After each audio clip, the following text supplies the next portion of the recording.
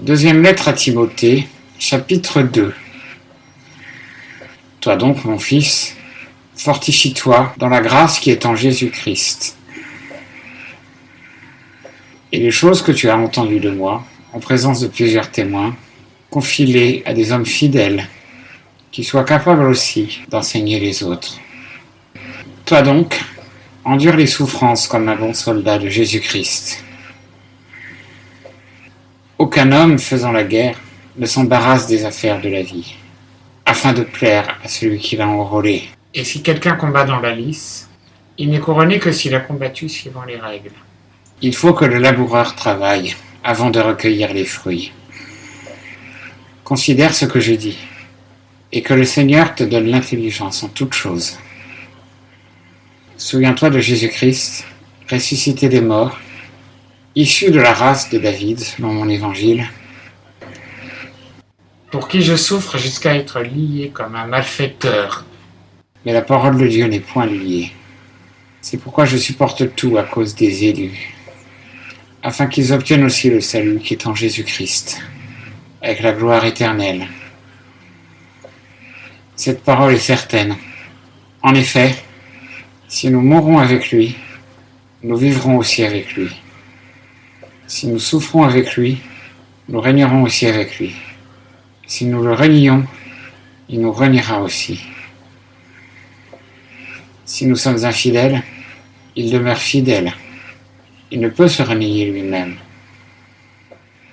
Rappelle ces choses, protestant devant le Seigneur qu'on évite les disputes de mots qui ne servent à rien, mais pervertissent ceux qui écoutent.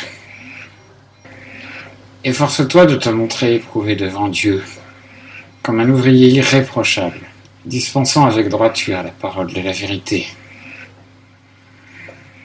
Mais évite les discours profanes et vains, car ceux qui les tiennent tombent toujours plus dans l'impiété, et leur parole rongera comme la gangrène. De ce nombre sont Hyménée et Philette, qui se sont détournés de la vérité, en disant que la résurrection est déjà arrivée, et qui renversent la foi de quelques-uns. Toutefois, le solide fondement de Dieu demeure, ayant ce sceau. Le Seigneur connaît ceux qui sont à lui, et quiconque invoque le nom de Christ, qui se détourne de l'iniquité. Dans une grande maison, il y a non seulement des vases d'or et d'argent, mais encore de bois et de terre, les uns pour un usage honorable, et les autres pour un usage vulgaire. Si donc quelqu'un se conserve pur de ces choses, il sera un vase d'honneur, sanctifié, utile à son maître, et préparé pour toute bonne œuvre. Fuis aussi les désirs de la jeunesse, et recherche la justice, la foi, la charité et la paix, avec ceux qui invoquent le Seigneur d'un cœur pur, et repousse les questions folles, et qui sont sans instruction, sachant qu'elles produisent des contestations.